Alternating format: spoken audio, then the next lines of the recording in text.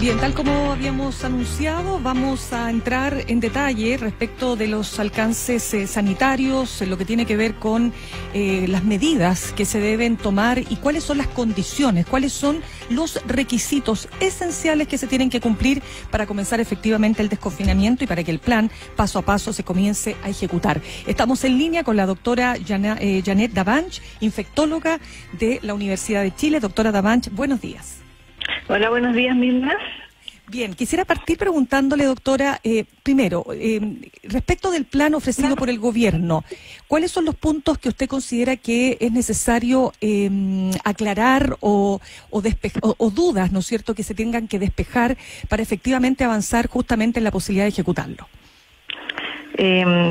Difícil pregunta, más difícil respuesta. Yo creo que la primera, desde el punto de vista no como médico, sino que como ciudadana, de si tenemos una muy buena comunicación de riesgo para que cada uno de nosotros de forma individual y comunitaria, es decir, insertos en el día a día de lo que tenemos, de lo que nos va a tocar hacer en lo que viene una vez que comencemos a desconfinar la ciudad y el país, entendemos que a lo que nos tenemos que comprometer. Que es la primera parte, digamos, que es usar la mascarilla de forma continua para proteger a las personas que están alrededor mío, es decir, cubrirme la boca y la nariz de forma adecuada, lavarse las manos frecuentemente, es decir, tener la posibilidad de cumplir con esta medida y mantener el distanciamiento físico. Y en lo posible, aun cuando estemos desconfinados, en lo posible reducir nuestros desplazamientos. Ese es como mi primera mirada, porque lo que hemos visto en los países que han desconfinado sus ciudades, Europa, Estados Unidos, justamente uno de los elementos que ha fracasado es el comportamiento de la ciudadanía, porque finalmente son medidas tremendamente difíciles de mantener y de implementar. Eso es lo primero, desde el punto de vista ya como ciudadana, lo que me compete a mí. Lo segundo, ya desde el punto de vista de las medidas de que sí me competen, que son las sanitarias, una medida muy importante, ustedes lo han estado consultando, es que mantengamos la capacidad de diagnosticar los casos de forma oportuna, es decir, aquellas personas que adquieren el virus, porque sabemos que el virus está instalado, se quedó, no solamente se quedó en Chile, se quedó en el mundo, por lo tanto, el riesgo de nuevos casos va a existir. Que tengamos los equipos de salud ahora las capacidades para detectar los eventuales nuevos casos, hacer el diagnóstico oportunamente, no tener demoras como las tuvimos en algún minuto de la epidemia para los resultados de las PCR o de las técnicas diagnósticas que se desarrollen y que nos permitan menores tiempos de respuesta. Y que podamos, y aquí viene un tema que ha sido como bien relevante, que podamos rápidamente la autoridad sanitaria que le compete, en este caso las Seremis de Salud o a quien designe la autoridad sanitaria, poder identificar precozmente dentro de las primeras 24 o 48 horas todos los contactos de un caso que confirmemos, de tal forma de no producir transmisión comunitaria con estos casos. Hay que recordar que los contactos necesitan una licencia, no están enfermos. Si son personas que trabajan, debemos emitir una licencia para poder justificar su ausentismo en el lugar de trabajo, y aquellos que no trabajan o que tienen la posibilidad de mantenerse en la casa, bueno, asegurarse que en el domicilio se dan las condiciones para cumplir el aislamiento del caso y la cuarentena de las personas que han sido contacto, con seguimiento real, telefónico o el que sea, para evitar la reaparición de brote o que la magnitud de los rebrotes sea manejable. Doctora Davanch, debemos entender entonces que a su juicio los parámetros que dibujó ahí la autoridad en cuanto a cuestiones que se tienen que conseguir a nivel nacional y también más local, ¿le parecen a usted que están conformes a lo que cabe esperar, digamos? Y su preocupación está en la capacidad efectiva de aplicar uno de esos, que es el de la trazabilidad, en definitiva, porque eso usted estaba hablando al final. La autoridad sanitaria ha entregado un modelo de desconfinamiento de las ciudades muy de acorde a las recomendaciones de las autoridades internacionales, específicamente la Organización Mundial de la Salud. Por otro lado, tenemos un comité asesor al gobierno que también ha hecho recomendaciones bastante potentes para poder desconfinar de forma más segura las ciudades que están hoy día cuarentenadas. Así que hay recomendaciones que son importantes. Sin embargo, el llegar a aplicar estos criterios o el cumplir con estos criterios, que son lo que comentábamos, una comunicación o educación a la comunidad, la capacidad que tengamos de trazar, se nos olvidó, o a mí se me olvidó comentarles que tengamos un número suficiente de camas hospitalarias, no solamente críticas, sino que también camas básicas, de tal forma de poder responder no solamente al COVID, sino que a las otras enfermedades que hemos postergado en este tiempo.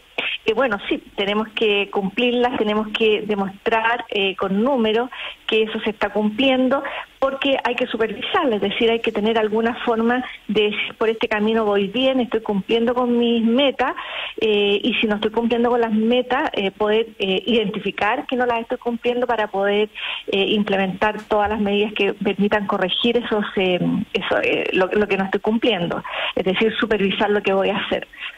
Sí, estamos conversando con la doctora infectóloga de la Universidad de Chile, Janet Davanch. Doctora Davanch, usted lo dijo desde la partida, ¿no es cierto?, cuando habló de las medidas básicas y por qué en otros países el desconfinamiento, claro, ha tenido los rebrotes que hemos visto. O sea, en Estados Unidos han tenido que volver a confinar, también lo propio en Europa. Y usted dice porque la población, claro, empieza a tener una conducta que es contraria a las medidas, porque como que no se nos tiene que olvidar que mientras no tengamos vacuna, y ahí le quiero pedir una opinión, porque esto que a todos nos tiene súper tensos, ¿no es cierto?, esto de estar encerrados 4 meses para mucha gente ya es irresistible. Entonces, ¿cómo llevamos esto a un proceso que signifique mantener el cuidado, pero entendiendo que tenemos que entrar a un cierto cambio si queremos evidentemente salir de esta situación crítica, tanto en lo económico, ¿no es cierto?, y en lo emocional?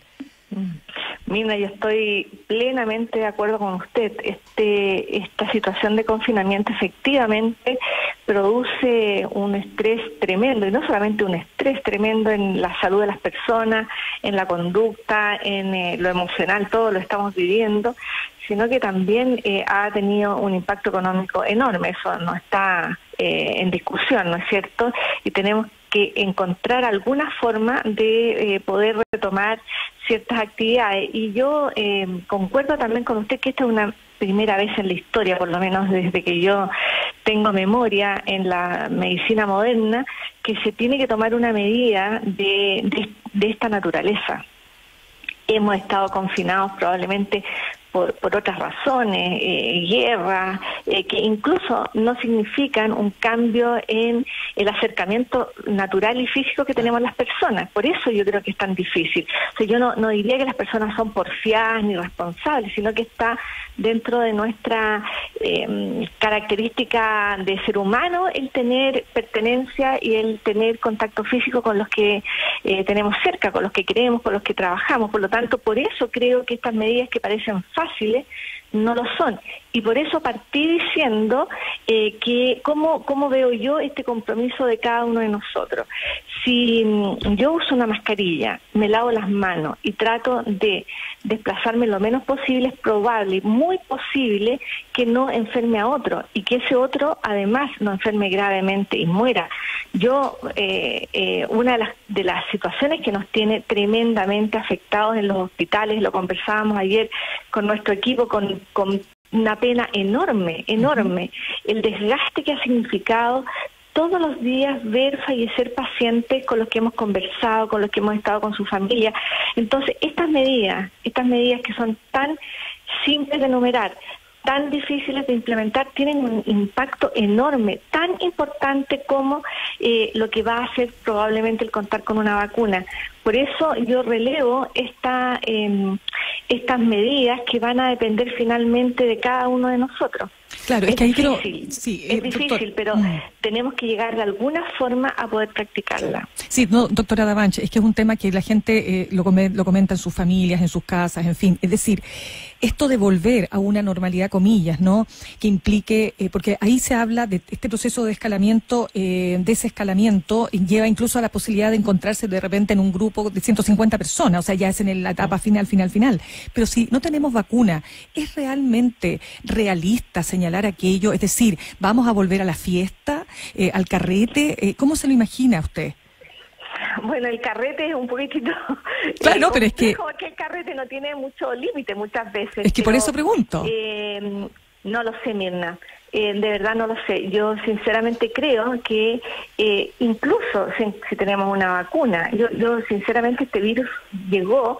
Ojalá podamos mandarlo a otro, no sé, no quiero perjudicar a ninguna galaxia, pero que pudiéramos sacarnos de encima este virus, pero lamentablemente está acá.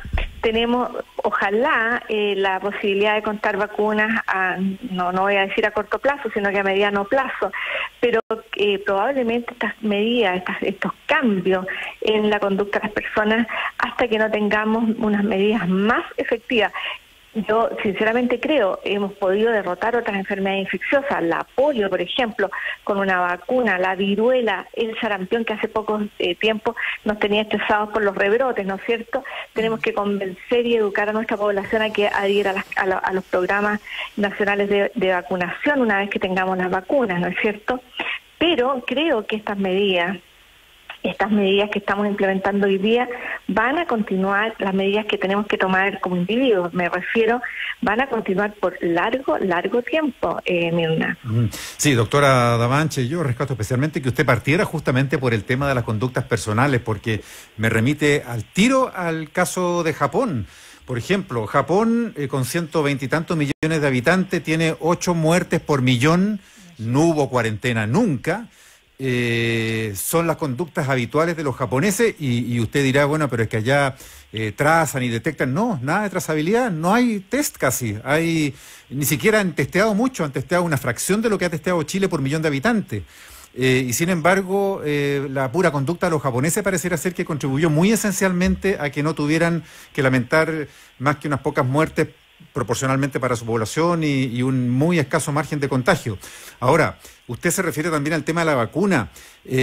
Cuando salen ayer las noticias de la vacuna de Oxford y otra China que ya están muy avanzadas y que podrían estar entre fin de año y próximo año ya expandiendo, usándose, aplicándose en el mundo, ¿hay que hacerse la idea, doctora, que todos nos vamos a vacunar o más bien se va a vacunar solo los grupos de riesgo y vamos a tener que pensar en una cosa tipo influenza en Chile, que se vacunan los ancianos, los adultos mayores, la gente que tiene otro tipo de enfermedades o las guaguas o los niños, digamos, y nadie más? Bueno, Mauricio, buenos días.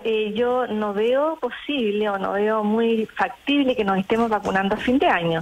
La vacuna de Oxford que publicó ayer su fase 1-2, es decir, falta todavía la fase más importante, que es aplicarla en grandes grupos de personas y ver, porque las personas de las que se prueban en fase 1-2 son personas sanas, no expuestas, es decir, es el modelo en el mundo ideal, para ver la seguridad y para ver si la vacuna produce la suficiente cantidad de defensas para proteger a los individuos. Ahora, ahí en el mundo semi-real, hay que probar si esa vacuna produce el efecto teórico de protegernos frente ahora a la enfermedad. Así que falta todavía lo que se llama la fase 3 para poder tener más datos sobre las dos vacunas que ayer las dos presentaron sus primeros datos y que todo el mundo está, incluyéndome, esperando en forma muy promisoria. Resultaron muy buenas ambas dan bastante, es reactogénica, lo que decimos es que produce bastantes efectos a nivel del sitio de administración de la vacuna, pero demostraron ser bastante eficientes, todavía les falta. Contestándole su pregunta, lo que se ha propuesto para Chile y está publicado en el sitio web del MinSal, el Comité Asesor de Vacunas para el Ministerio de Salud, que es el CADEI, del que yo participo, ya presentó un una propuesta para el gobierno de los grupos a vacunar, y efectivamente los grupos a vacunar son preliminarmente, estamos hablando de grupos preliminares, un grupo similar al de influenza. Esto es más o menos, los cálculos de población los está haciendo el Programa Nacional de Inmunizaciones y tengo entendido que ya los tiene listos, que es alrededor más o menos de 5,5 millones, 6 millones de personas a vacunar.